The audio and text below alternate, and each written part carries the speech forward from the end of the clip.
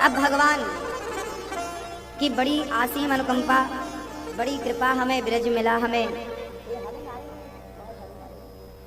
राधे राधे, हमें वृंदावन मिला, हमें बिहारी जी मिले, हमें परिक्रमा मिली, हमें गोवर्धन मिले, हमें राधा रानी मिली, नंद बाबा मिले। सारा दर्शन हम लोगों ने किया। हमारे भैया श्री शैलेश भाई जयंती भाई पटेल, श्री रमीला मैया जी, रमीला बहन शैलेश भाई पटेल, श्री विनीत शैलेश भाई पटेल, पूरा समस्त परिवार और आपके तमाम रिश्तेदार भी यहाँ उपस्थित हुए हैं जिनका मैं नाम नहीं जानता, पर पटेल परिवार के साथ आए हुए तमाम भक्तों का स्वागत है। आप सबका मंगल हो, भगवत कृपा आप सब पर बनी रहे, ईश्वर की कृपा बनी रहे।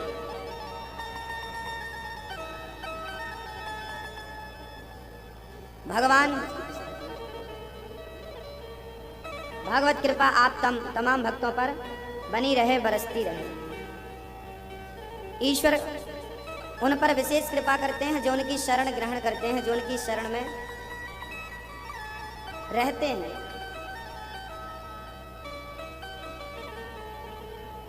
कल हम लोग कथा में सुन रहे थे, भगवान ने रुक्मणी जी का हरण कर लिया।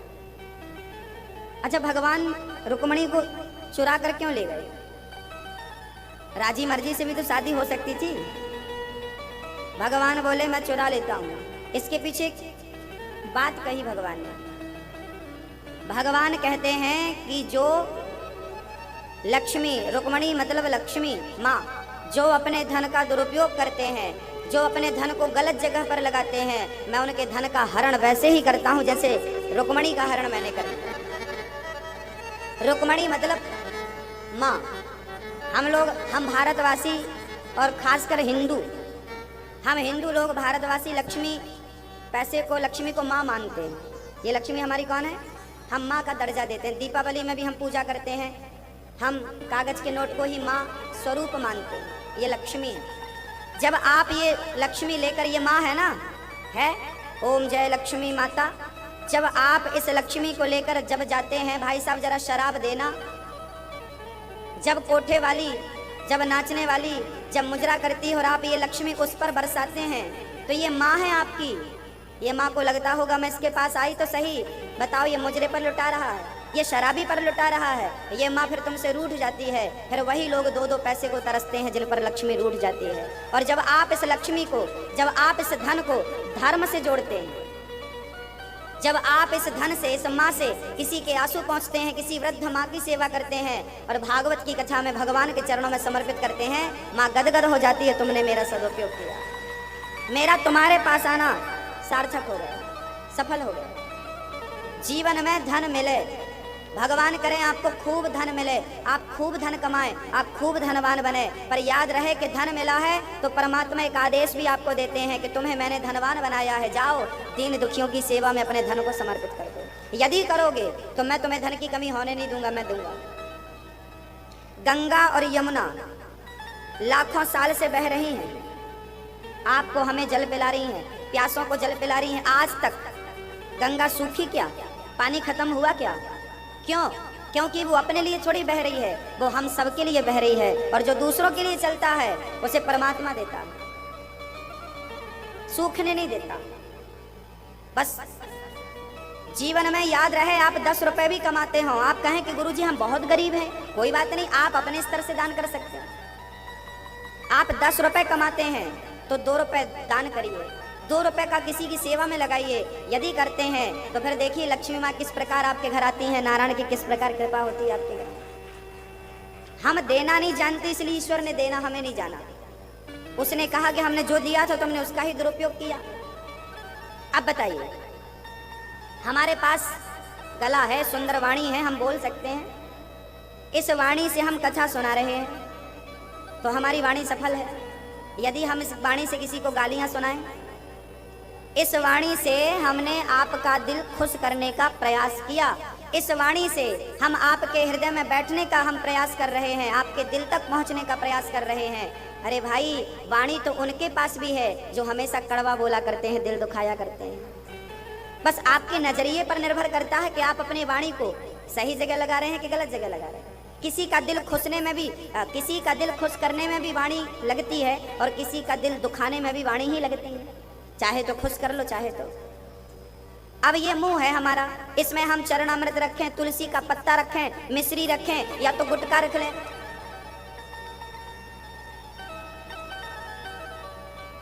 कई लोग खाते हैं ना गुटखा, तंबाकू, गुटखा खाते, तंबाकू खाते। आप में से तो नहीं खाता कोई नहीं खाता तंबाकू। ध्यान देना मेरी माँ, आजकल तो हमारी माताएं भी खाती हैं, पुरुष तो खाती हैं। मैं आप सभी खाने वालों से एक प्रार्थना, छोटी सी विनती कर रहा हूं। हमारे संत कहा करते हैं कि जिस व्यक्ति ने तंबाकू ना छोड़ पाया, जो तंबाकू नहीं छोड़ पाया, सिगरेट नहीं छोड़ पाया, जो शराब नहीं छोड़ पाया, जो इन छोटी छोटी चीजों को नहीं छोड़ पाता, वो काम, क्रोध, लोभ, अहंकार कैसे छोड़ पाएगा। जिसके अंदर इन बुराइयों को छोड़ने की ताकत नहीं है, वो बड़ी बुराइयां कैसे छोड़ पाएगा। इसलिए जमाना जैसे चलता है आपको वैसे नहीं चलना। सब खाते हैं, हम ना खाएं। सारे लोग जैसा सोचते हैं हम वैसा, हमें अलग करना चाहिए, हमें अलग सोचना चाहिए, हमारे को अलग सब करना चाहिए। हम सबकी तरह करते हैं, वो खाता हम भी खाते हैं। मैं बचपन में जब छोटा था ना, तो मेरे दोस्त भी तंबाकू, सिगरेट सब खाते थे, पीते थे, मुझे भी देते थे खाओ। पर अंदर की आवाज, कहते हैं ना, किसी को कोई सिखा नहीं सकता, किसी को कोई पढ़ा नहीं सकता, वो अंदर की बात है। गुटखा, तंबाकू हमारे मित्र खाते थे, हमें भी देते थे। हमारे गांव में तो एक सज्जन ऐसे थे जो छोटे छोटे बच्चों को ना अपने पास बुलाते थे, आओ, और पार्ले जी का बिस्किट देते थे, पैकेट, पार्ले जी का पैकेट देते थे, और बिठाल के ना छोटे छोटे, उस समय मेरी उम्र 8 साल की रही होगी। 8 साल का बालक कितना समझदार होता है। मैं 8 साल का था, लगभग 9 साल का था। मेरे गांव के बुजुर्ग आदमी ने मुझे अपने पास बिठाया, पार्ले जी खोला, मुझे बिस्किट खिलाया, हमें बड़ा अच्छा लगा। वाह भाई बिस्किट, पहले तो बिस्किट कभी कभी खाने को मिलता था। खाया, बिस्किट खिलाने के बाद बताओ ने चुंगी निकाल ली, चिलम, उसमें गांजा भरा था।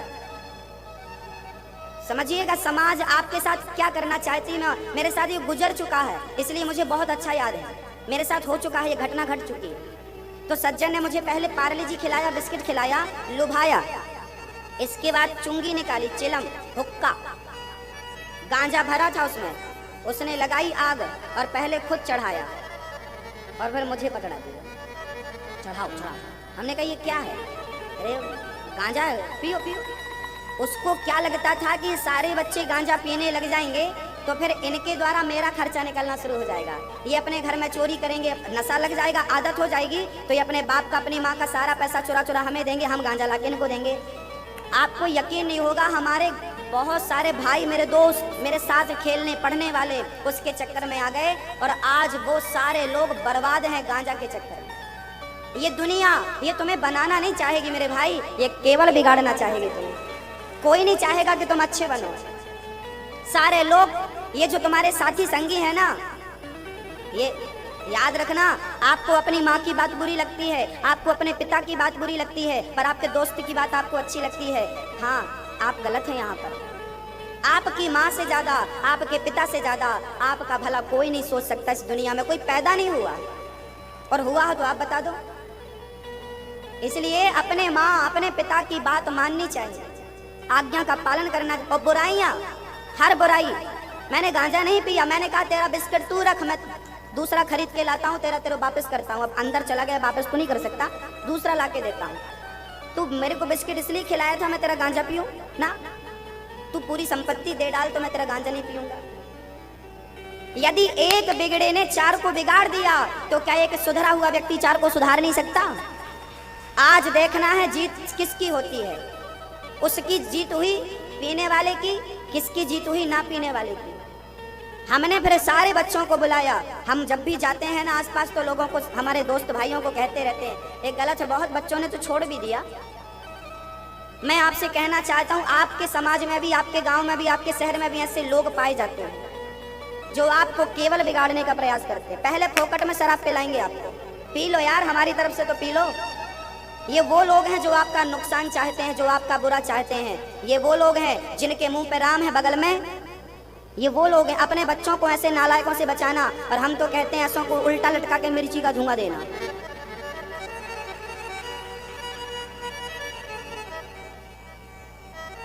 समाज ने गलत को बर्दाश्त किया, इसलिए समाज गलत दिशा पर चली गई, बच्चे गलत दिशा पर। कोई रोकने वाला नहीं था ना, कोई विरोध करने वाला नहीं था ना। काश विरोध हुआ होता इन दुष्टों का। हम गांव में देखते हैं बूढ़े बूढ़े, दाढ़ी मूछ पक गई, कल मरते के परसों पता नहीं, ये जुआ खेलते। बूढ़े बूढ़े सारे एक्सपायरी डेट वाले बैठे हैं, जुआ खेल रहे हैं। और अकेले नहीं, जवान जवान बच्चों को बिठाते हैं, आओ बेटा आओ। अरे बैठो, क्या होता? नहीं हम जुआ नहीं खेल। अरे तेरा बाप जुआ खेल रहा, बैठ ले बैठ ले, हमसे बनते ही नहीं। अरे हम सिखाते, हम तेरे बाप हैं, बैठ। मतलब तुमने अच्छा कुछ नहीं सिखाया, सिखाया तो बुरा सिखाया। ये मर कर जाएंगे ना तो भगवान इनको नाली का कीड़ा बनाएगा। तुमने किसी का घर बसाया नहीं है, बल्कि बसे बसाए घर में आग लगाई है। तुमने किसी को सद्बुद्धि संस्कार नहीं दिए, बल्कि संस्कारों पर तुमने आग लगाई है। इसलिए किसी का घर बसा नहीं सकते, तो किसी का घर उजाड़ने का अधिकार आपको। कर सको तो किसी का भला करना, दे सको तो किसी को सद्ज्ञान देना, किसी को मार्ग से भटका मत देना। ईश्वर सब नोट कर रहा है। यहाँ तो मौज मस्ती कर लो, हिसाब देना पड़ेगा। ईश्वर के घर देर है। मैंने बड़े बड़े लोगों को मिट्टी पे रेंगते देखा है, करोड़पति को 2 रोटी के लिए मोहताज देखा। मैंने इस जिंदगी में सब देख लिया। मैंने भिखारी को अमीर बनते देखा और अमीर को भिखारी बनते देखा है। ईश्वर के घर में देर है। तुम सच्चाई के साथ रहोगे ना तो दुनिया कोई भी व्यक्ति आपका बाल भी बांका नहीं कर सकता। बस सत्य के साथ रहो, ईश्वर आपके साथ खड़ा है। भगवान का नाम जपने की जरूरत नहीं है, भगवान के मंदिर भी रोज रोज जाने की जरूरत नहीं है। बस सत्य के साथ चलते रहो, तुम जहां रहोगे भगवान खुद चलकर वहां आ जाएगा। याद रहे, कभी सत्य का मार्ग मत छोड़ना। नुकसान होता मेरा 1 लाख का फायदा होता है झूठ बोलने से। महाराज जी एक झूठ बोल दो 1 लाख। हमें एक झूठ बोलने से 1 लाख मिलता हो, 1 लाख नहीं 1 करोड़ मिलता हो, तो हम 1 करोड़ को त्याग सकते हैं, पर सत्य को त्याग नहीं सकते। अरे 1 करोड़ चला गया तो कल आ जाएगा, पर हमारा धर्म चला गया तो फिर कभी लौट कर नहीं आया। धर्मो रक्षति रक्षित।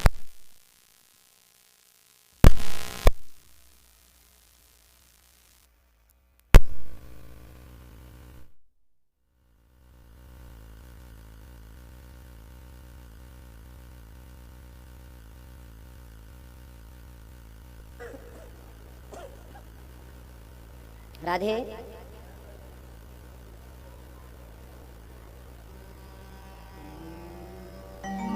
जो धर्म की रक्षा करता है, धर्मो रक्षति रक्षिता, जो धर्म की रक्षा करता है ईश्वर उनकी रक्षा करता है। प्राण जाए पर सत्य ना जाए। तो आप कसम खाइए, झूठ बोलकर लाख रुपए का फायदा ना करते हुए हम सच के साथ रहेंगे, भले हमारा नुकसान हो जाए। क्योंकि याद रखना, मैंने झूठ बोलकर 1 करोड़ रुपए कमा लिए तो वो 1 करोड़ यहाँ जल्दी खर्च हो जाएंगे, पर वो झूठ जो बोला था ना वो खर्च नहीं होता। वो झूठ का हिसाब भगवान को देना पड़ता है,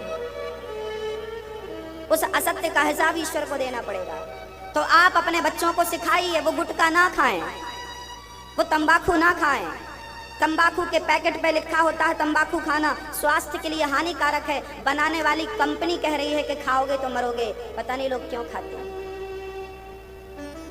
कब अक्ल आएगी, कब जागोगे?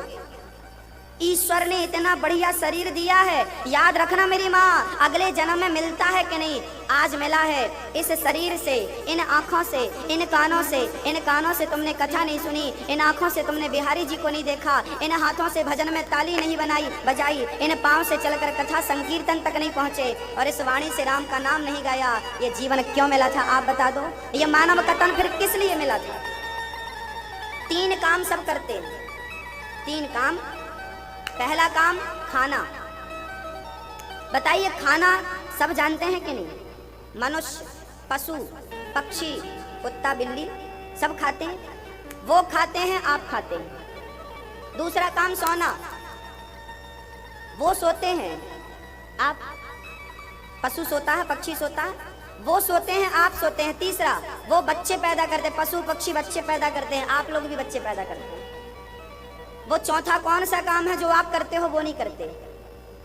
आप केवल कथा सुन सकते हो, भगवान का दर्शन करके भगवान सत्य बोल सकते हो, किसी के आंसू पहुंच सकते हो, ये केवल आप कर सकते हो, ये पशु पक्षी नहीं कर सकते। और इंसान होकर भी अपनी इंसानियत का परिचय नहीं दिया, मानव का तन पाकर कृष्ण को नहीं पाया, तो मानव का तन व्यर्थ ना चला गया? बताइए। खाना, सोना, भोग भोगना, ये सब जानते हैं, ये केवल आप नहीं जानते। लेकिन आज का मनुष्य ये तीन ही काम करता है। आपसे अच्छे तो फिर पक्षी हैं, पशु हैं। आप खाते हो, वो भी खा लेते हैं। लोग कहते हैं खाओ पियो मौज करो। वाह, मौज करने आए हो यहाँ पर? अरे मौज तो सब कर रहे हैं। यहाँ तुम किस लिए, पहचानो तो सही मैं कौन हूँ, किस लिए आया हूँ। कभी अकेले बैठकर, शांत बैठकर सोचना कि मैं कौन हूँ, कहाँ से आया हूँ, क्यों आया हूँ, ईश्वर ने मुझे क्यों भेजा?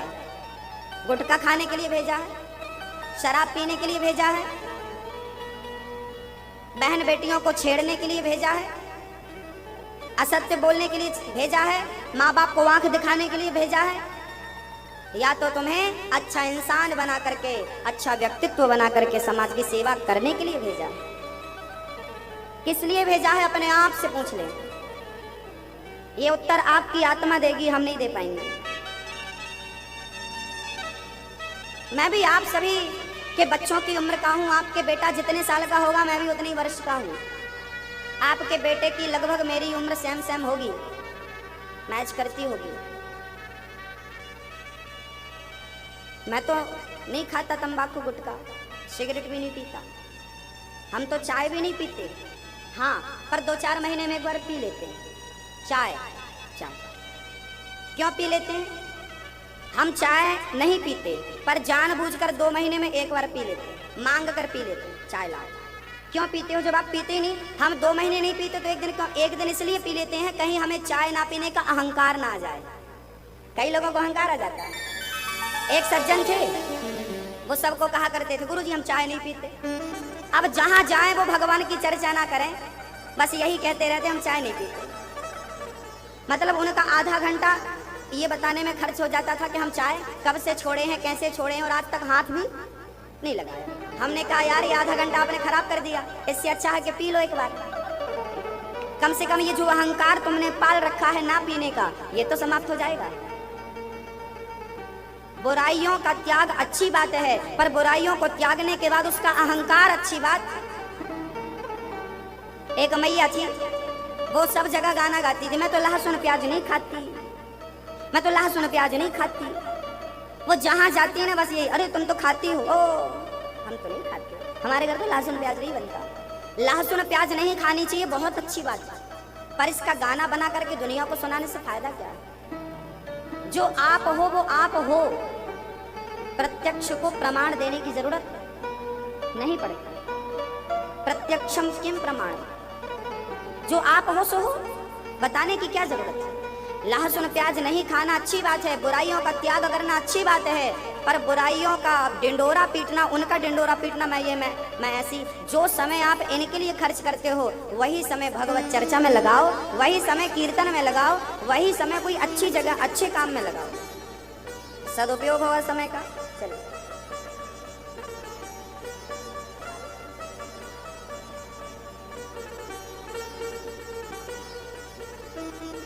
भगवान ने रुक्मिणी से विवाह किया। भगवान के सबसे पहले पुत्र का नाम हुआ प्रद्युम्न।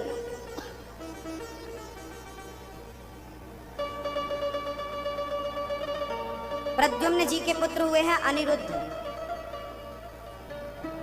अनिरुद्ध प्रद्युम्न जी को सम्रासुर ने ले हरण कर लिया। भगवान प्रद्युम्न जी ने सम्रासुर को मारा है, और चर्चा बड़ी अद्भुत है। जब भगवान श्री कृष्ण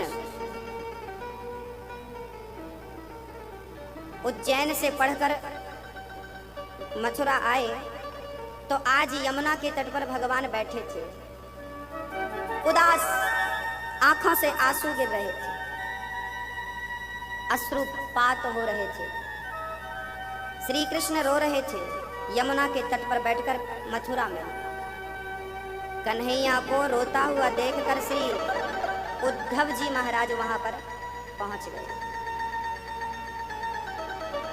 अच्छा, भगवान भी ना रोते हैं, उनको भी आंखों में आंसू आते हैं। बेटा रोता है ना, तो बेटे को रोता देखकर माँ अपने आप रोती है। जो भक्त भगवान से जुड़े हैं ना, भगवान उन भक्तों के लिए बहुत रोते हैं। किसके लिए रोए? गोपियों को याद कर करके। भगवान यमुना के पास अकेले बैठते थे और सिसक सिसक कर फूट फूट कर रोया करते थे। उद्धव मोही ब्रज बिसरत नाही, मोहे ब्रज नहीं बिसरता। एक बार उद्धव आप वृंदावन चले जाओ। उद्धव जी बोले। ये उद्धव कौन थे? ये उद्धव जी भगवान श्री कृष्ण के सखा थे, मंत्री थे। वृषणी नाम प्रवरो मंत्री, कृष्णस्य दयितः सखा, शिष्यो बृहस्पते साक्षात्, उद्धवो बुद्धि सत्तमः। ये उद्धव जी बहुत ज्ञानी थे। आज श्री कृष्ण को रोता हुआ देखकर उद्धव जी बोले, प्रभु आप रो रहे हैं क्यों, क्या हुआ? कन्हैया बोले, मुझे ब्रज बिसरता नहीं। सोचिए, कन्हैया वहां चले गए मथुरा और वृंदावन की गोपियों को, वृंदावन की मिट्टी को याद कर रहे थे। ये वो वृंदावन है जिसे भगवान भी याद करता है, जिसके विरह में, जिसकी याद में आज हमारी माताएं कह रही थी, गुरुजी आज हमें अच्छा नहीं लग रहा है क्योंकि आज हमें वृंदावन छोड़कर जाना पड़ेगा। अरे आप और हम तो साधारण लोग हैं, हमें वृंदावन की याद आए तो कोई आश्चर्य नहीं है, क्योंकि वृंदावन से जाने के बाद तो श्री कृष्ण को भी इसकी याद आती थी, वो भी रोते थे, वो भी रह नहीं पाते थे। उद्धव जी बोले, क्यों रो रहे हैं? बोले, मैं 2 दिन का कह कर गया था और आज वर्षों बीत गए, मैं वृंदावन वापस नहीं गया। मैं कह के आया था, माँ मैं 2 दिन बाद आ जाऊंगा। उद्धव जी ने कहा, जब जाना ही नहीं था तो फिर कहा क्यों कि 2 दिन बाद आ जाऊंगा? कन्हैया बोले, उद्धव जी वो मेरी मजबूरी थी। ऐसी क्या मजबूरी आन पड़ी? तब श्री कृष्ण ने आज उद्धव जी को बताया कि मैं 2 दिन का कहकर क्यों आया हूं। कहा था ना मैं 2 दिन बाद वापस आ जाऊंगा।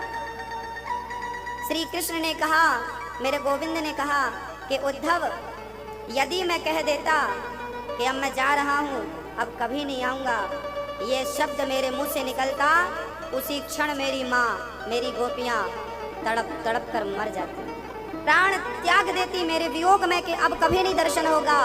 वो तो मैं 2 दिन का कहकर आया हूँ, तो बस वो 2 दिन के इंतजार में वर्षों गुजार रही हैं। उन्हें आस है कि कह कर गए हैं तो आएंगे जरूर। तो उद्धव जी ने कहा, जब आपको इतना ही प्रेम है तो मथुरा से वृंदावन दूर कितना है, आप चले क्यों नहीं जाते? आ जाया करो, जाओ मिल के आओ गोपियों से। कन्हैया बोले, इच्छा तो बहुत है पर मजबूरी यहाँ भी है, मैं जा नहीं सकता।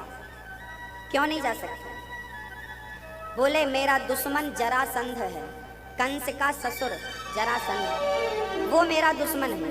यदि उसे पता चल गया कि मेरी प्यारी गोपियाँ जिनसे मैं प्रेम करता हूँ मेरी कमजोरी वृंदावन है, यदि उसे पता चल गया तो फिर वो मुझ पर अटैक नहीं करेगा, फिर वो मेरी गोपियों पर, मेरी यशोदा पर, मेरे वृंदावन पर अटैक करेगा। और मैं नहीं चाहता कि मैं अपने प्रेम को प्रदर्शित करूँ। यदि मैंने किया तो फिर अटैक मुझ पर नहीं करेगा मेरा दुश्मन, गोपियों पर, वृंदावन पर करेगा, नंद बाबा पर करेगा।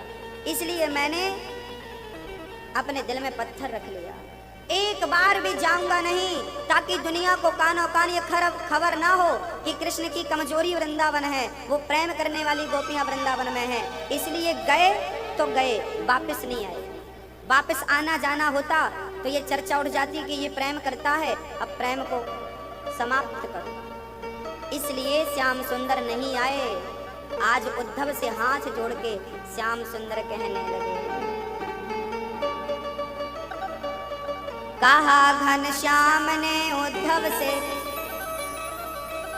वृंदावन जरा जाना, वहाँ की गोपियों को ज्ञान का कुछ तत्व समझाना। क्यों?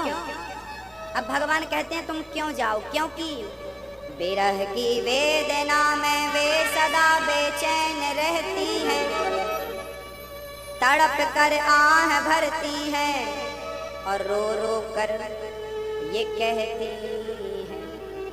गोपियां क्या कहती हैं? गोपियां कहती हैं, है प्रेम जगत में सार और कुछ सार नहीं, मन कर ले प्रभु से प्यार और कुछ सार नहीं। ऐ मन तू कृष्ण से प्रेम कर, ऐ मन तू कृष्ण से प्रेम कर। आप लोग ना अपने मन को समझाया करो। ये मन आपका बहुत बड़ा दोस्त भी है और ये मन आपका बहुत बड़ा दुश्मन भी है। कभी कभी ये मन बिहारी जी से लग जाता है और कभी कभी आंखों में आंसू आते हैं प्रेम के, और कभी कभी हम कितना भी चाहें तो आंसू ही नहीं आते। ये मन कभी लगता है कभी लगता नहीं है। इसलिए इस मन को समझाया करो, मन तू क्यों दर दर की ठोकर खाता है, तू क्यों भटकता है, तू क्यों नहीं गोविंद का भजन करता। रे मन, गोस्वामी जी कहते हैं, रे मन तू सत्संग कर, छोड़ जगत की रीत, अंत समय पछताएगा जब आयु जाएगी बीत। अब पछताए होत क्या जब चिड़िया चुग गई, अब क्या होगा ऐ मन। रे मन तू सत्संग कर, रे मन सब सो निरस है, सरस राम सो होय, उचित सिखावन देत है, निस दिन तुलसी तोय। आप रोज भगवान की कथा सुनाया करिए, कोई ना हो तो अपने मन को सुनाया करिए। कोई ना हो तो आप किसको सुनाए? अपने मन को। रे मन सुन रहा है ना तू? देख तू बार बार भटकता है, कभी धन की ओर जाता है, कभी प्रतिष्ठा की ओर जाता है, कभी सुंदर सुंदरियों की ओर जाता है। ऐ मन तू क्यों दर दर की ठोकर खाता है, क्यों हमें परेशान करता है। ऐ मन तू क्यों नहीं गोविंद की शरण में जाता, तू क्यों नहीं श्री कृष्ण के चरणों का ध्यान करता, तू क्यों नहीं श्री कृष्ण के मुखारविंद का चिंतन करता। आप अकेले बैठकर अपने मन से बातें किया करो, अपने मन को समझाया करो। देखेंगे आप कि कुछ दिनों के बाद ही आपका मन आपके वश में हो जाएगा, आपकी बात मानने लगेगा। आप अपने मन को थोड़ा सा टाइम दिया करो, आप अपने मन को थोड़ा सा समझाया करो। आप लोग ना अपने मन से बात बिल्कुल नहीं करते, और आप किसी से बात नहीं करेंगे ना तो संबंध खराब हो जाते हैं। तो मन से आपका संबंध खराब हो, इसलिए वो आपको फिर परेशान करता है। इसलिए आप जरा अकेले बैठा करो 10 मिनट, आधा घंटा, 20 मिनट, और अपने मन को कहा करो, मन चल चल आज हम तुझे वृंदावन लेकर चलते हैं। जरा अपनी रीढ़ की हड्डी सीधी कर लो। आज आप अपने मन से बात करके दिखाओ, हमें प्रैक्टिकल करो, क्योंकि अब पता नहीं कल हम लोग आपसे मिलते हैं कि नहीं। आज का हर ज्ञान आपके लिए धारण करने योग्य है। रीढ़ की हड्डी सीधी कर, पालथी मार कर बैठ जाओ और सीधा अपने नेत्रों को बंद कर लो। आंखें दोनों बंद होनी चाहिए, और जैसा जैसा हम कहते जाएं वैसी वैसी कल्पना करते जाइएगा। महसूस करिएगा कि हम जहां आपको ले जा रहे हैं आप वहां पहुंच गए। सबसे पहले मन से कहो, मन चलो आज हम वृंदावन चलते हैं। ट्रेन पकड़ ली, बढ़िया बैठ गए। अब हमारा मन वृंदावन आ रहा है। मथुरा में हम उतर गए, सीधा वृंदावन आए। अब स्नान ध्यान से निवृत्त होकर सीधे बिहारी जी के दर्शन के लिए निकल पड़े। मन चलो बिहारी जी से मिलकर आते हैं। जैसे ही हम बिहारी जी के मंदिर में गए, बिहारी जी के सामने खड़े भये बिहारी जी का पर्दा बंद था। अब हमने मन से कहा, मन थोड़ा इंतजार करो, अभी बिहारी जी आपको दर्शन देंगे। बस खड़े होकर हम बिहारी जी की ओर अपनी नजरों को लगाकर टुकुर टुकुर देखने लगे। थोड़ी ही देर में जब पर्दा खुला तो भक्तों ने आवाज लगाई, बांके बिहारी लाल। हमने मन से कहा, मन देख आज कितने सुंदर हमें दर्शन प्राप्त हो रहे हैं। ये बिहारी जी के हाथों में सुंदर सी बांसुरी, सुंदर से हाथ, इनकी आंखें तो देख मन, देख तू दुनिया देखता था ना, आज जरा बिहारी जी की आंखों को देख, कितना अपनापन है इन आंखों में, कितना अपनापन है इन नेत्रों में। जरा बिहारी जी के मस्तक को देख, जरा बिहारी जी के तिलक को देख, जरा बिहारी जी के मुकुट को देख, मुकुट पे लगे मोर पंख को देख, और बिहारी जी के सुंदर सी नाक, सुंदर सा मुख, सुंदर सी मुस्कान देख। ऐसा लग रहा है कि मानो बिहारी जी भी हमारा इंतजार कर रहे थे और हमारे इंतजार में आज बाहर खड़े हैं। बस मन जरा देख, आज ठाकुर जी ने कितना सुंदर पीला सा वस्त्र पहन रखा है, पीला सा पटका डाल रखा है, कितनी सुंदर सुंदर मोतियों की माला श्री कृष्ण के गले पर, बिहारी जी के गले पर शोभायमान हो रही है। और कन्हैया हमें देख करके प्रसन्न हो रहे हैं, अच्छा तुम भी आए हो। हम मन से ठाकुर जी के अब अंगों का दर्शन करते हुए उनके चरणों का दर्शन कर रहे हैं। कल्पना करिए कि आप बिहारी जी के चरणों का दर्शन कर रहे हैं। बिहारी जी के चरणों में चक्र का निशान बना है, अंकित है, हम उस चक्र का दर्शन कर रहे हैं। हे श्याम सुंदर, जैसे आपने अपने सुदर्शन चक्र से सारे दुष्टों का दमन कर दिया, ऐसे हम आपका ध्यान, चक्र का ध्यान कर रहे हैं। आप इस चक्र से हमारे अंदर की हर बुराई का नाश कर दीजिए, हर बुराई का गला काट दीजिए, हर बुराई को मिटा दीजिए।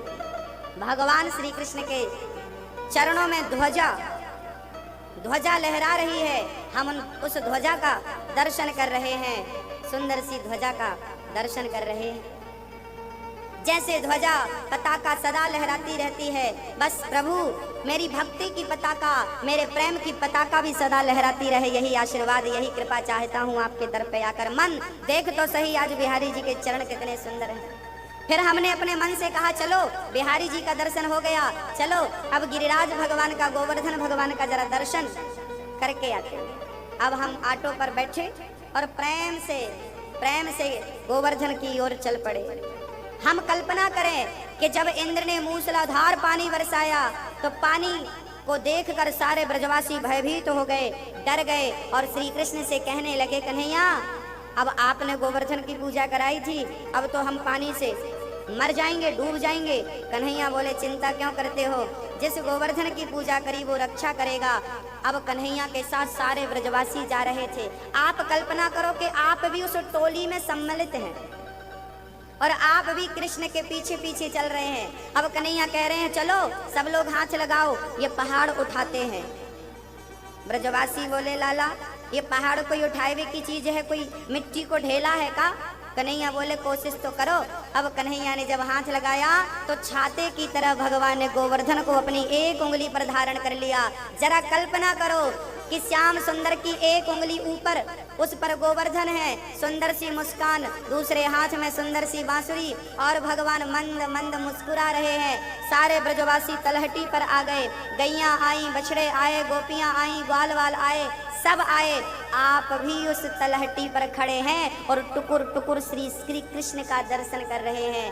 सोचिए, कल्पना करिए, जब मेरे कन्हैया ने गोवर्धन को उठाया होगा तो एक हाथ पर गोवर्धन है और दूसरे हाथ पर बंसी है, मुस्कान है, सुंदर से नेत्र हैं, एक पांव को दूसरे पांव पर टेढ़ा सा करके रखा है। जरा इस बाकी झांकी का दर्शन तो करिए, जरा भाव तो बनाइए कि आप भी वहां पर सम्मिलित हैं और आप भी दर्शन कर रहे हैं प्रत्यक्ष। मन देख जरा, आज कन्हैया किस प्रकार हमें दर्शन दे रहे हैं। तू यहाँ वहाँ भटकता था ना, देख आज गोवर्धन को उठाते हुए मेरे कृष्ण कितने सुंदर लग रहे हैं। उसी क्षण बरसाने से राधा जी का आगमन हुआ और वो भी गोवर्धन की तलहटी पर आई और राधा को देख कर तो मानो संसार का हर सुख मिल गया। एक तरफ श्री कृष्ण खड़े थे, उनके सामने राधा जी खड़ी हो गई। अब राधा कृष्ण को देख रही हैं। और श्री कृष्ण राधा को देख रहे हैं और हम बीच में खड़े होकर सिर को इस तरफ करते हैं तो कृष्ण नजर आते हैं, इस तरफ करते हैं श्री राधा नजर आती है। आज एक साथ राधा कृष्ण का दर्शन करते हुए हम अपने जीवन को कृतार्थ कर रहे हैं। अब हमें लगा कि हमारे कृष्ण ने कितनी देर से गोवर्धन उठा रखा है, आपने कुछ खाया नहीं, तो आइए जरा हम बड़े प्रेम से कन्हैया के लिए बढ़िया सा हलवा बनाते हैं।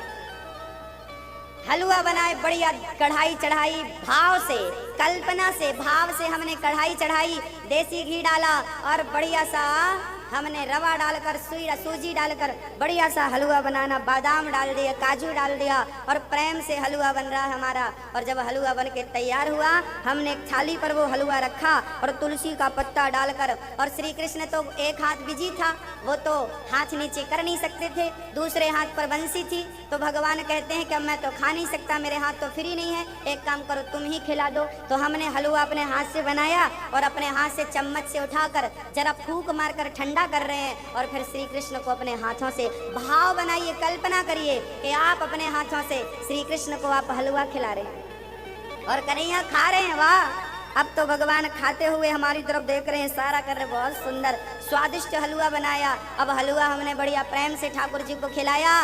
अब राधा जी भी देख रही हैं टुकुर टुकुर, हमें लगा नाना कन्हैया अकेले को खिलाएंगे तो राधा जी को अच्छा नहीं लगेगा, तो राधा जी को भी हमने हलवा का प्रसाद खिलाया। अब राधा जी ने तो हमसे वो कटोरी छीन ली, बोले हमारे हाथ थोड़ी बिजी हैं, लाओ हम खुद खाएंगे। तो राधा जी स्वयं अपने हाथ से श्री कृष्ण को खिलाने लगी, तुम जरा हटो हम खिलाती हैं। राधा कृष्ण को खिला रही हैं और फिर श्री राधा जी कृष्ण के कहने पर खुद खा रही हैं। अब हमने बढ़िया कमल की 2 माला बनाई, सुंदर अपने हाथ से हमने कमल की माला बनाई, एक माला श्री कृष्ण को पहनाई, एक कमल की माला श्री राधा जी को पहनाई और पहना करके राधा जी के चरणों में लेट करके हमने चरणों को प्रणाम किया और राधा जी के चरणों को उठाकर हमने अपने मस्तक पर धारण कर लिया। हे माँ, आपकी ये चरण रज मेरे मस्तक पर बनी रहे, हे राधा रानी आपके ये चरण मेरे मस्तक पर बने रहे। हमने राधा जी के चरण उठाए और अपने मस्तक पर रख लिए, श्री कृष्ण के चरण उठाए और हमने अपने मस्तक पर रख लिए। ये कल्पना करिए, फिर आपने बढ़िया सोने की गिलास में आपने बड़े सुंदर जल डाला और सोने के गिलास में जल डालकर तुलसी का दल डाला और श्री कृष्ण को अब जल पिला रहे हैं, सोने की गिलास में राधा जी को पिला रहे हैं। अब राधा जी कृष्ण के बाजू में खड़ी हैं और हम सभी लोग राधा कृष्ण का दर्शन कर रहे हैं, अद्भुत प्रिया प्रियतम के दर्शन कर रहे हैं, अद्भुत बाकी झांकी का दर्शन कर रहे हैं। सुंदर सी छवि है, सुंदर सी छटा है, इतना सुंदर स्वरूप, इतनी सुंदर जोड़ी दुनिया में देखने को नहीं मिलती। आज राधा सहित श्री कृष्ण को हम देख रहे हैं और कह रहे हैं, हे नाथ मैं आपको भूलूं नहीं, हे नाथ मैं आपको भूलूं नहीं, हे नाथ मैं आपको भूलूं नहीं, हे नाथ मैं आपको भूलूं नहीं।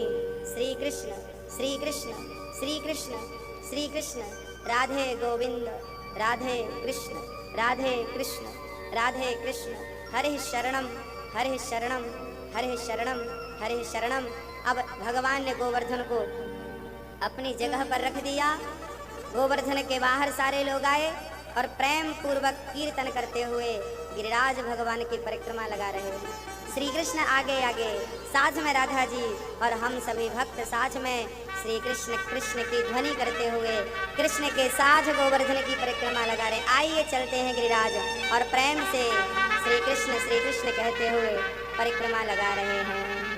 गिरिराज धरण मैं हूँ तेरी शरण, गिरिराज धरण मैं हूँ तेरी,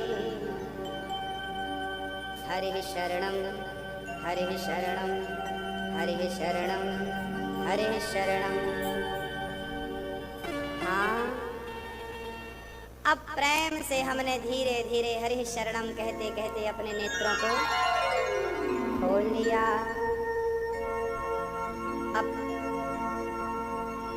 अब बताइए, आप में से किसी का मन भटका? आप लोग मन को भटकने देते हैं, इसलिए भटकता है।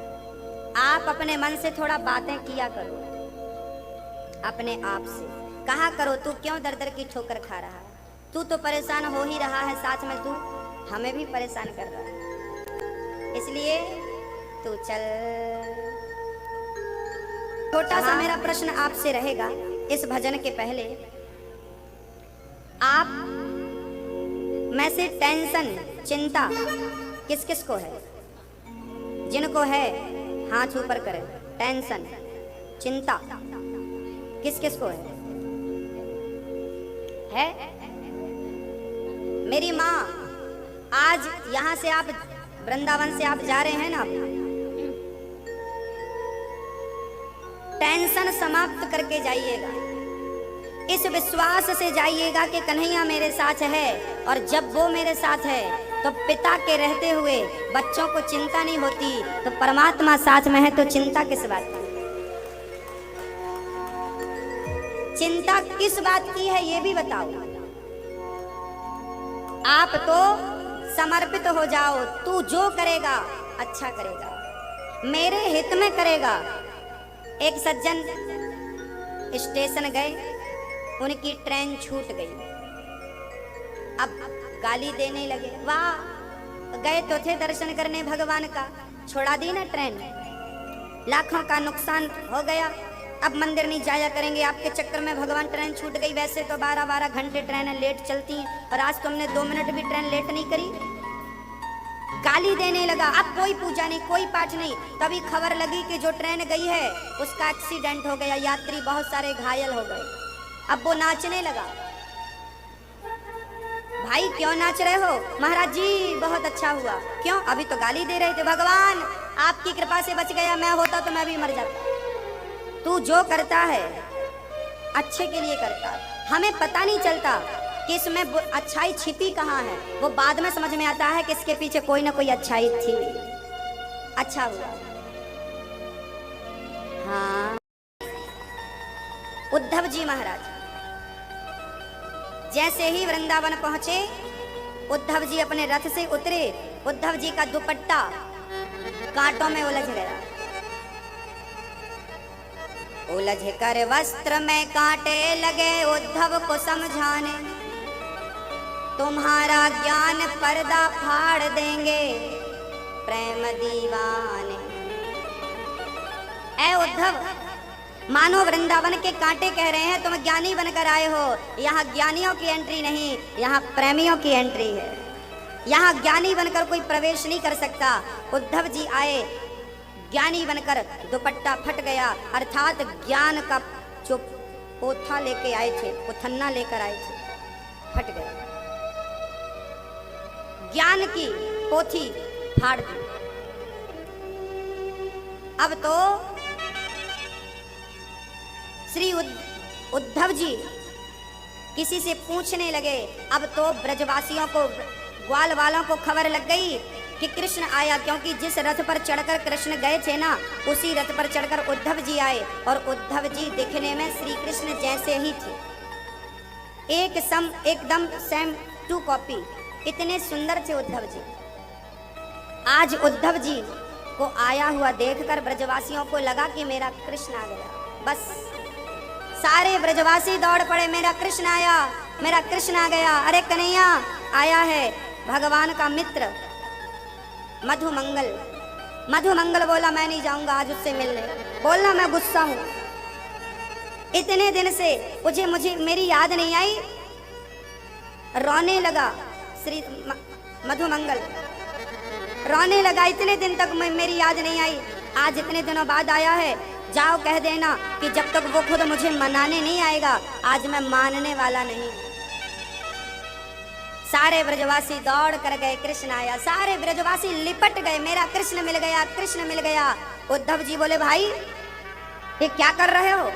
जान ना पहचान, मैं तेरा मेहमान, ये क्या है?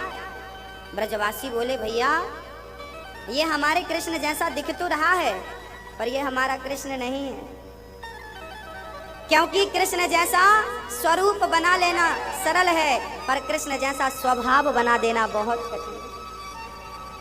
ये कृष्ण हो नहीं सकता। ब्रजवासियों ने कहा भैया आप कौन हो? उद्धव जी बोले मैं उद्धव, ज्ञानी उद्धव। उद्धव कौन हो? मैं कृष्ण का सखा, ब्रजवासी बोले तो फिर बताओ मेरा कृष्ण कहाँ है? बोले वो तो नहीं आए, वो तो मथुरा में। अब जब ब्रजवासियों ने सुना कि कृष्ण नहीं आए, अभी जितनी खुशी थी उससे ज्यादा दुख हुआ। कन्हैया तू इतना निर्दयी कैसे हो सकता, निष्ठुर, एक बार भी तुझे हमारी याद नहीं आई? हे कन्हैया, अब पास में जो मधुमंगल बैठा था उसको लगा अभी तक कृष्ण नहीं आए, अभी तक श्री कृष्ण नहीं आए, अभी तक नहीं आए। इंतजार ही करता रहा, उसको लगा वो नहीं आए, लगता है बहुत दिन बाद आए हैं, भूल गए होंगे।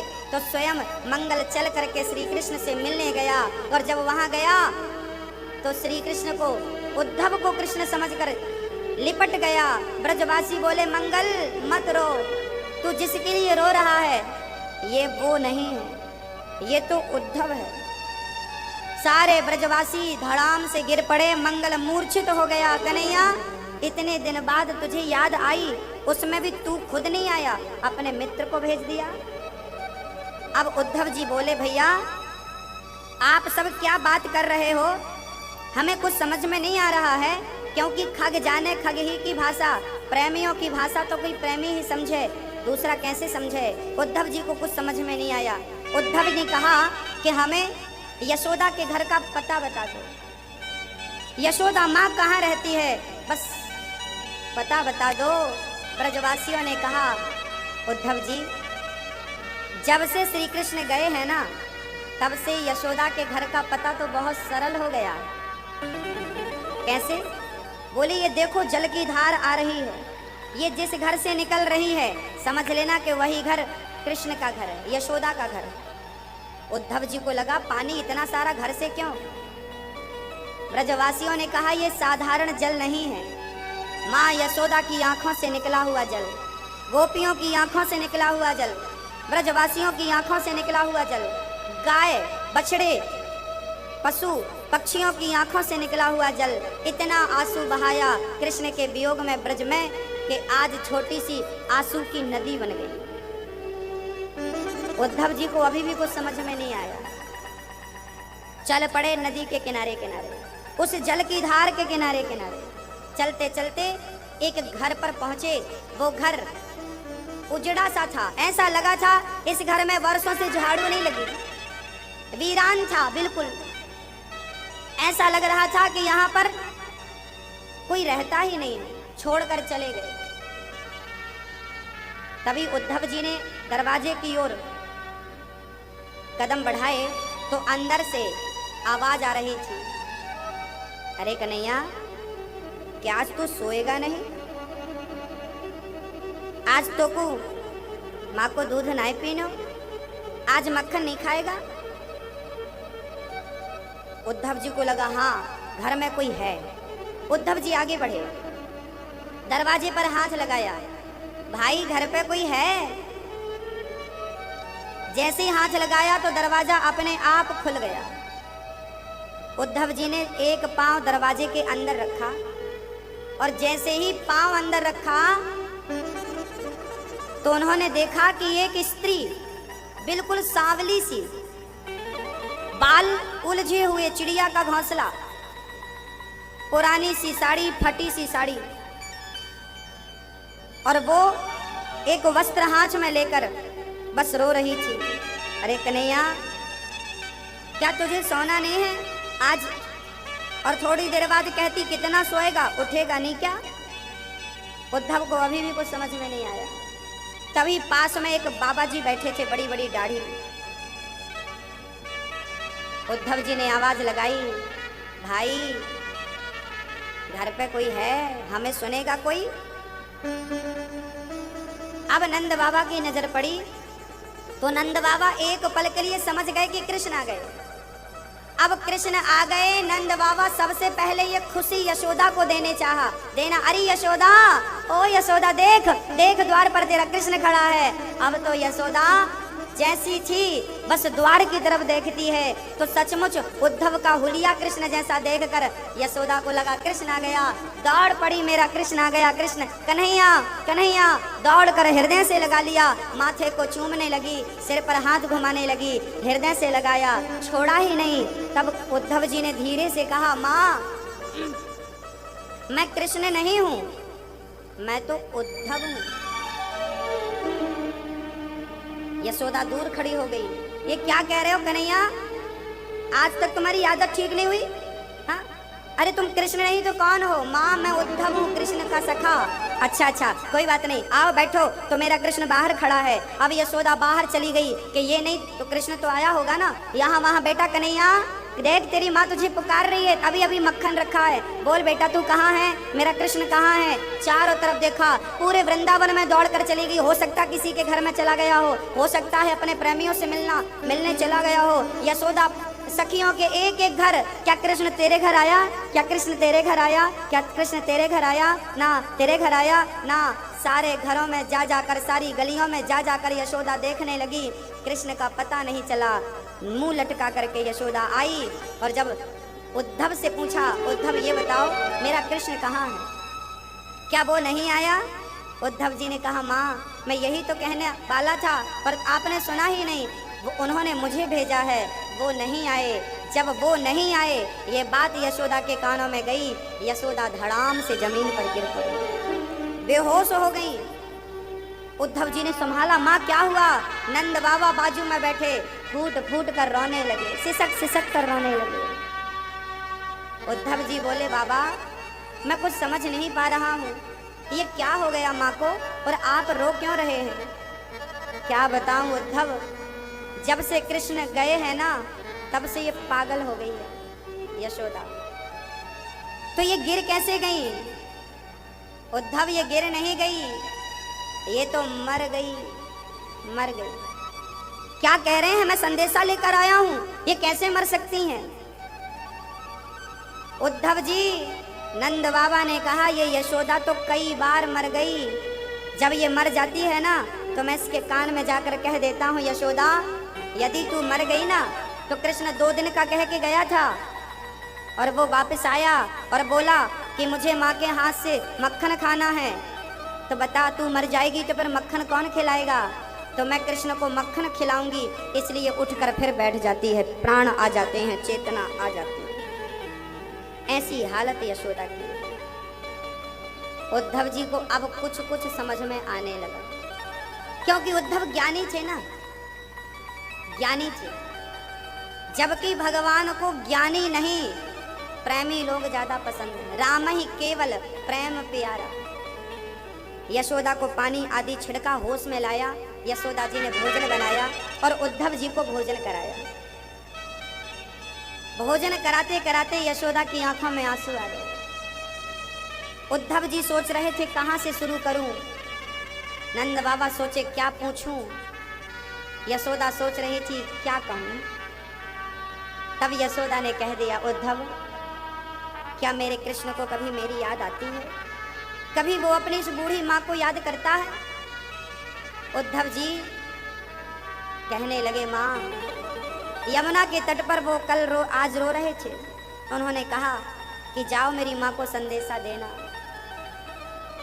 कि मैं तुम्हें बहुत याद करता हूँ। उनका संदेशा लेकर ही मैं आया हूँ। माँ मेरा कृष्ण मुझे याद करता है। बस ये बात बहुत थी। यशोदा जोर जोर से रोने लगी, संभाल नहीं पाई अपने आप। और रोती रोती माँ यशोदा ने कहा, उद्धव एक बार मेरे कृष्ण से कह देना कि बस एक बार वो वापस वृंदावन आ जाए। एक बार आकर अपनी माँ के हाथ का मक्खन खा जाए। एक बार आ जाए और अपने मुंह से मुझे मैया कहकर चला जाए। उद्धव अब मैं मर जाऊंगी, कह देना तेरे कृष्ण को कि अब ये माँ जिंदा नहीं मिलेगी, मर जाएगी। एक बार कह देना कि वो अपनी माँ के लिए आ जाए। एक बार कह देना वो अपनी ममता के लिए आ जाए। मैंने उखल से बांधा था, मैं हाथ जोड़कर क्षमा चाहती हूँ। जितना मक्खन खाना है तू खा लेना कृष्ण, पर एक बार अपनी माँ के लिए आ जा। एक गाय थी, वो गाय कृष्ण को बछड़े की तरह अपने थन से दूध पिलाती थी। जब से कृष्ण गए हैं ना, तो केवल यशोदा की हालत खराब नहीं थी, केवल नंद बाबा की हालत खराब नहीं थी। गोस्वामी जी लिख रहे हैं कि जब राम जी वनवास गए तो वहां पर केवल दशरथ जी, कौशल्या, प्रजा, इनकी हालत खराब नहीं थी। वहां गोस्वामी जी ने एक चौपाई लिखी, जासु वियोग विकल पशु ऐसे, प्रजा मातु पितु जी हाँ ही कैसे। जिन राम के वियोग में, जब राम रथ पर चढ़कर गए ना जंगल, तो गंगा के तट पर केवट मिल गए। तो राम जी अब सुमंत्र जी से कहते हैं, बरवस राम सुमंत्र पठाए। राम जी ने कहा, सुमंत्र जी, पिताश्री को संदेशा देना, अब आप जाइए। जब सुमंत्र जी रथ के घोड़ों को मोड़ने लगे अयोध्या की तरफ, तो वो रथ के घोड़े मुड़ने को तैयार नहीं। रामचरितमानस में लिखा है, उन घोड़ों की आंखों से झरझर आंसू बह रहे थे। इस चौपाई को लिखते लिखते तो तुलसीदास जी ने कलम रख दी और वो भी फूट फूट कर रोने लगे कि जिस राम के वियोग में अब वो घोड़ा सोच रहे थे कि मेरे द्वारा राम जी वनवास लाए गए। बताइए, मैं राम को अपने रथ पर बिठा कर लाया और राम को क्या नंगे पांव से जंगल में चलने के लिए छोड़ दूंगा। मानो वो रथ के घोड़े कह रहे थे, राम तुम वनवास अकेले मत जाओ, हमें अपने साथ रख लो, हम आपकी सेवा करते रहेंगे। इस रथ पर बैठकर आपको जहां जाना हो जाना। सुमंत्र जी घोड़े अयोध्या की तरफ मोड़ रहे थे ना, तो वो घोड़े मुड़ने को तैयार नहीं थे। अरे राम से केवल मनुष्य प्यार नहीं करते मेरी माँ, उन पशु पक्षियों को भी प्यार था जहाँ राम जी रहा करते थे। घोड़शाला में जितने घोड़े थे सब राम से प्यार करते थे। एक गाय के थन से लगकर कृष्ण दूध पिया करते थे। यशोदा से भी ज्यादा हालत खराब उस गाय की थी। वो कृष्ण के वियोग में जब सुना उस गाय ने, उसे रोज पता था कि अब मेरे कृष्ण आएंगे और दूध पिएंगे, पर अब तो छोड़कर चले गए ना, अब कैसे आएंगे। बस वो गाय ना तो खाती है, बस रम्हाती रहती है। जिस तरफ से रोज कृष्ण आते थे बस उस तरफ को निहारती, उस रास्ते को देखती रहती है। अब मेरे कृष्ण आएंगे, अब मेरे कृष्ण आएंगे, अब आकर दूध पिएंगे। वो गाय की आंखों से ना झरझर झरझर आंसू गिरते रहते थे। यशोदा कहती है कि उद्धव, एक बार तू अपने कृष्ण से कह देना कि हम मनुष्य लोग अपने आप को समझा सकते हैं। अरे हमारे लिए मत आ, पर कम से कम अपनी उस गाय के लिए तो आ जा। एक बार उस गाय को आकर के उसके सिर पे हाथ रख दे, उसके पास चला जा, एक बार वो तुझे देख लेगी तो उसे तसल्ली हो जाएगी। उद्धव, श्री कृष्ण से कहना कि यहाँ की गोपियाँ, यहाँ के ग्वाल बाल, यहाँ की माँ, यहाँ के नंद बाबा अपने आप को समझा सकते हैं, पर यहाँ की गाय अपने आप को समझा नहीं सकती। एक बार कृष्ण तू उस गाय के लिए आ जा। जब राम जी वनवास गए तो कौशल्या मैया एक दिन महलों के बाहर बैठी थी। एक बहन वहां से जा रही थी। कौशल्या जी ने कहा, बस कौशल्या जी तो बैठी राम राम जपती रहती, राम राम राम राम। आज एक माँ वहां से जा रही थी और वो किसी से बात कर रही थी कि मैं चित्रकूट जा रही हूँ। बस चित्रकूट का नाम सुना कौशल्या मैया ने। ये चित्रकूट का नाम सुनते ही कौशल्या मैया उस बहन से गले लग गई। बहन, उसने कहा, महारानी जू, मैं तो आपकी नौकरानी हूँ, आप मेरे गले क्यों लगती हो? आप तो राम की माँ हो, बड़ी हो। कौशल्या ने कहा, बहन मैं बड़ी अभागिन हूँ, मैं अपने राम का दर्शन नहीं कर पा रही हूँ, पर तू बड़ी भाग्यशाली है। आज तू चित्रकूट जा रही है, तू चित्रकूट जा रही है ना, तो एक बार वहाँ राम के पास चली जाना और राम से कह देना कि राम एक बार तू अयोध्या वापस आ जा, केवल 1 घंटे के लिए। पूछेगा क्यों? मेरी माँ को याद आ रही है इसलिए ना। कह देना कि राम तू अपनी माँ के लिए मत आना, तू अपने तड़पते हुए पिता के लिए मत आना, तू अपने प्रजा के लिए मत आना, आ जाना उन घोड़ों के लिए जिस घोड़े को रथ पर लगा करके, जिस रथ पर राम जी गए थे वनवास, उस रथ पर जितने घोड़े थे वो घोड़े वापस आ तो गए जबरदस्ती, पर उन घोड़ों ने पानी और खाना, चारा भूसा सब बंद कर दिया। कुछ नहीं खाते, बस आंखों से आंसू बहते रहते। कौशल्या को लगता है कि इन मूक पशुओं को तो कम से कम राम आकर दर्शन दे दें। चिड़िया यदि पेड़ पर बैठी थी ना, तो वो बैठी बैठी सोचती रहती थी कि कभी यहाँ राम को खेलता हुआ हम देखते थे, हम राम का दर्शन करते थे। वो चिड़ियाएं भी आंसू बहाती थी। उन घोड़ों के लिए कौशल्या ने कहा कि कह देना राम से आ जाएं। जिन घोड़ों की हालत ऐसी, जिन गायों की हालत ऐसी, सोचो उस माँ की हालत कैसी रही होगी। सोचो कि उन गोपियों की हालत कैसी रही होगी। आज श्री कृष्ण रात भर बात करते करते उद्धव से चर्चा पूरी नहीं हुई। सुबह उद्धव जी ने स्नान किया और आज गोपियों के समक्ष चले गए। गोपियां बैठी थी, सारी गोपियां बैठी थी, आपस में चर्चा कर रही थी। कृष्ण चर्चा चल रही थी। कृष्ण को सारी गोपियां याद कर रही थी। सारी गोपियां श्री कृष्ण को याद करती हुई उनका चिंतन कर रही थी। उसी क्षण उद्धव जी वहां पर आ गए। उद्धव जी ने जैसे ही राधा जी को देखा, गोपियों को देखा, गोपियों को खबर लग चुकी थी कि कोई उद्धव नाम का आया है। उद्धव जी चुपचाप खड़े हैं, गोपियां वार्तालाप कर रही हैं। उद्धव जी अब कुछ बोल नहीं पाए, क्योंकि यशोदा से बोला था तो यशोदा ने चुप करा दिया था। उद्धव ने यशोदा से बोला था, न माता न पिता तस्य, न भार्या न सुतादयः, नात्मीयो न परश्चापि, न देहो जन्मएव च। वही ज्ञान उद्धव जी गोपियों को देते हैं। अरे गोपियों, तुम रोती क्यों हो? गोपियां बोली, उद्धव जी हमें रोने दो। बड़े बड़े ज्ञानियों को, बड़े बड़े तपस्वियों को तपस्या करने में जो सुख मिलता है, बड़े बड़े यज्ञीशियों को यज्ञ करने में जो सुख मिलता है, वही सुख हमें कृष्ण की याद में रोने से मिलता है। हमें रोने दो, हमें मत समझाओ। उद्धव जी से गोपियों ने कहा, उद्धव बताओ हमारे लिए क्या लाए हो?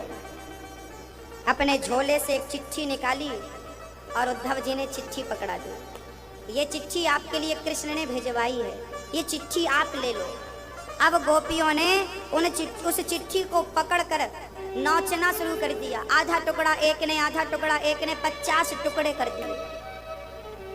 उद्धव जी बोले, गोपियों कम से कम इस चिट्ठी को पढ़ तो लिया होता। फाड़ दिया, पढ़ा कुछ नहीं। गोपियां मुस्कुराई, कहने लगी, उद्धव जिसने कृष्ण को पढ़ रखा है उसको चिट्ठी पढ़ने की क्या जरूरत है? हमने कृष्ण को पढ़ रखा है। तभी राधा रानी ने हाथ में कलम लेकर कृष्ण का एक चित्र बनाना शुरू कर दिया। हाथ बनाए, हाथ बनाया, मुख बनाया, पूरा श्रृंगार किया, पांव नहीं बनाए। उद्धव जी ने कहा, कृष्ण लंगड़ा थोड़ी है, पांव क्यों नहीं बनाती हो? राधा बोली, उद्धव हमें पता है कि कृष्ण के पांव हैं, पर जिस कृष्ण के पांव थे, जिस कृष्ण से प्यार किया, वो छोड़कर चला गया। अब तो केवल इस तस्वीर के भरोसे हैं, और यदि हमने इस तस्वीर के भी पांव बना दिए और कहीं ये भी छोड़कर चला जाए तो मर जाएंगी, हम बेमौत मारी जाएंगी। इसलिए हमने इसके पांव नहीं बनाए। उद्धव ज्ञानी थे। याद रखना, भगवान तक पहुंचने के 2 मार्ग हैं, ज्ञान मार्ग, भक्ति मार्ग। है तो योग मार्ग भी, पर वो भी जाके ज्ञान में मिल जाता है। 2 मार्ग बचते हैं, भक्ति मार्ग और ज्ञान मार्ग। इन दोनों मार्ग में सबसे श्रेष्ठ मार्ग कौन सा है, ये हमें निर्णय आज लेना पड़ेगा। किस मार्ग से चलें तो भगवान प्राप्त होंगे? बोले ज्ञान के मार्ग पर चलेंगे तो अहंकार आ सकता है, क्योंकि ज्ञानी और भक्त ये दोनों कैसे हैं? बोले आपने कभी बंदर के बच्चे को भी देखा होगा और आपने कभी बिल्ली के बच्चे को भी देखा होगा।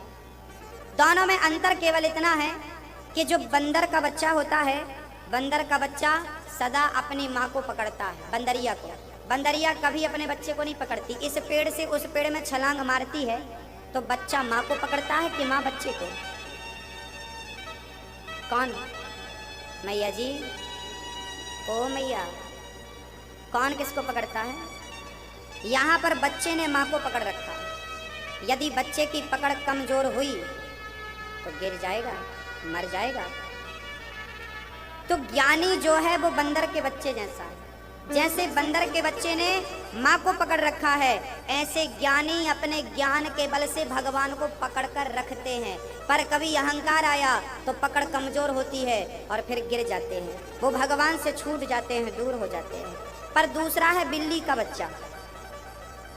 कहते हैं बिल्ली जब बच्चे को जन्म देती है तो बच्चे की आंखें बंद होती हैं, फिर बिल्ली अपने बच्चे को 7 घर घुमाती है, तब कहीं जाकर बच्चे की आंख खुलती है। ऐसे ही आपने भी 7 दिन की कथा सुन ली तो आप सबकी भी आंखें खुल जाएंगी।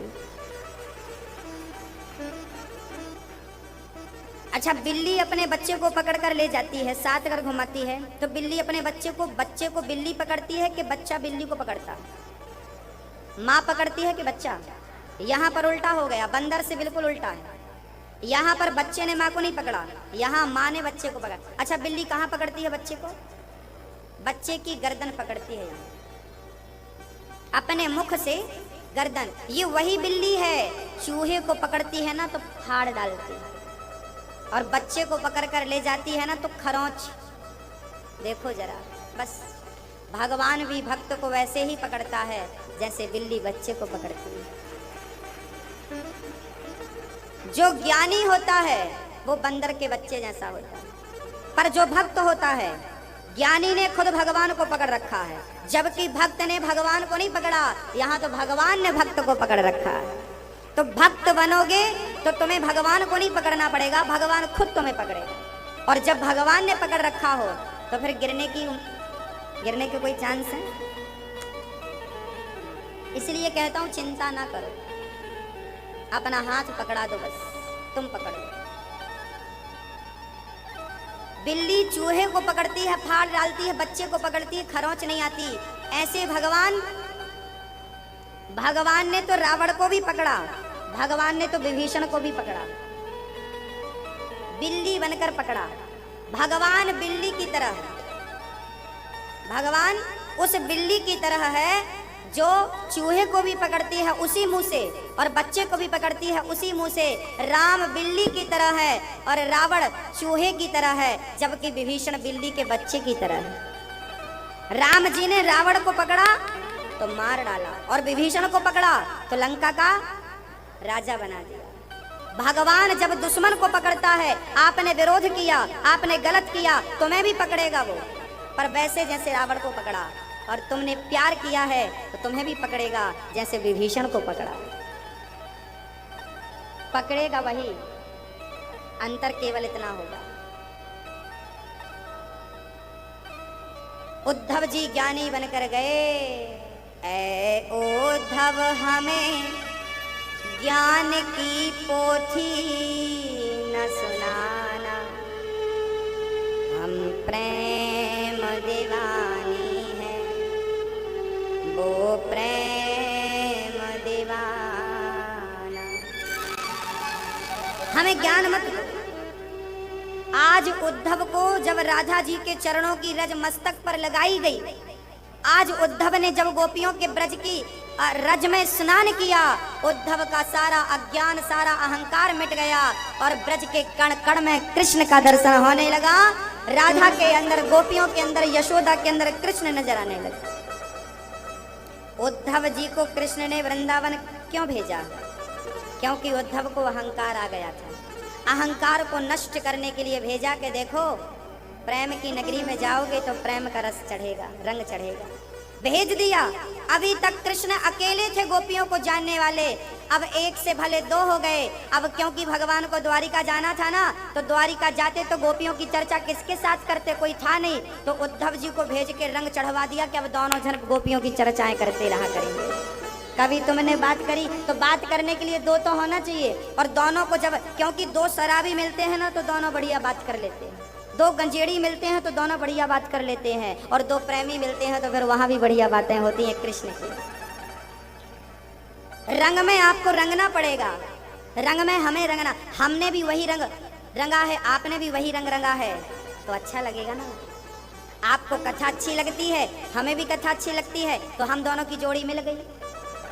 पर आपको तो दुनिया में मन लग रहा है, भोगों में मन लग रहा है, फिर हमारी जोड़ीदार नहीं हो, है ना। जिसका मन कथा में लगे वो हमारी जोड़ीदार है, वो हमारा दोस्त मित्र बनने का अधिकारी है। पर जिसका मन भोगों में लगा है, भाई उससे हमारी कैसे